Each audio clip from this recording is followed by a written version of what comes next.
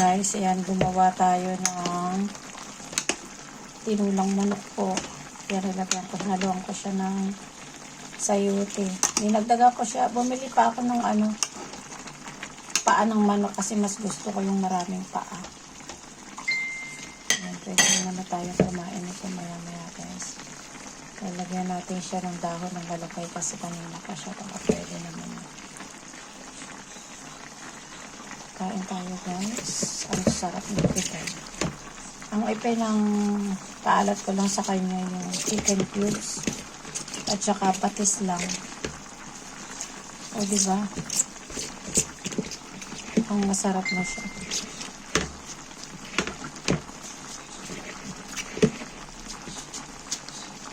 O diba? Para meron tayong pang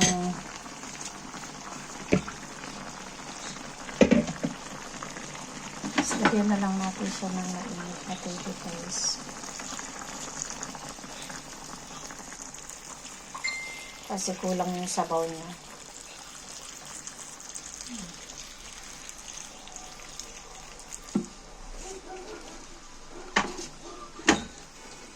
Okay na yung lasa niya guys.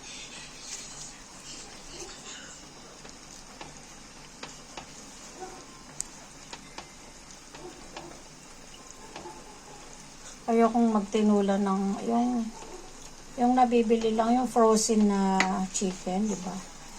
Ayoko ng ganun. Walang lasa, para bagang iba. Tapos malangsa. Kaya ayan, bumibili ako yung fresh na manok. Tapos yung paa niya, fresh din yan. Doon ko na rin binibili. May mga extra sila.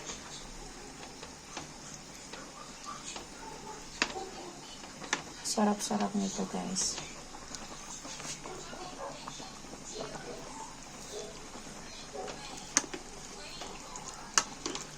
Mas gusto ko kasi yung paa.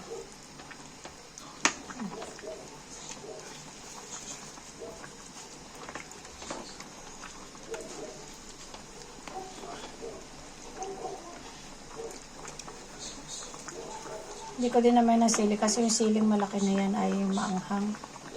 May bata tayo.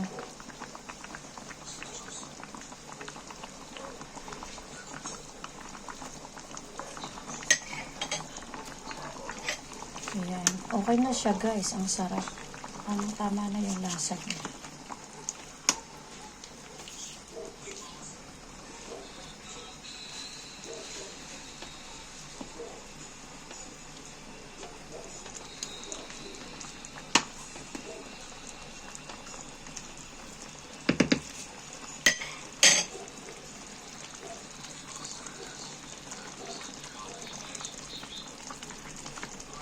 Yan. Panglasang Pinoy. Tinulang manok tayo ngayon. Hinaluan ko siya ng tawag dyan. Malilimutin na yung lula. Yan. Tsaka dahon syempre ng malunggay. Sayote pala sayote at malunggay. Okay na yan. Ang pinanglasa lang po natin dyan ay patis at saka chicken cubes.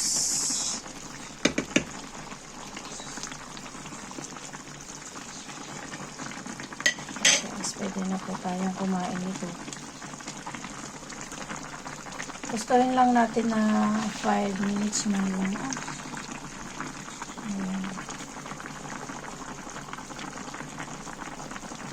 Sarap-sarap kaya yan. Pwede na tayong kumain, syempre.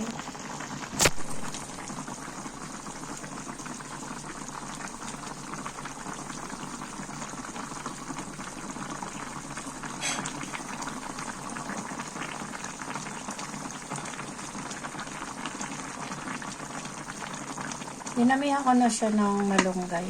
Dahon ng malunggay. Para masustansya rin kasi yan.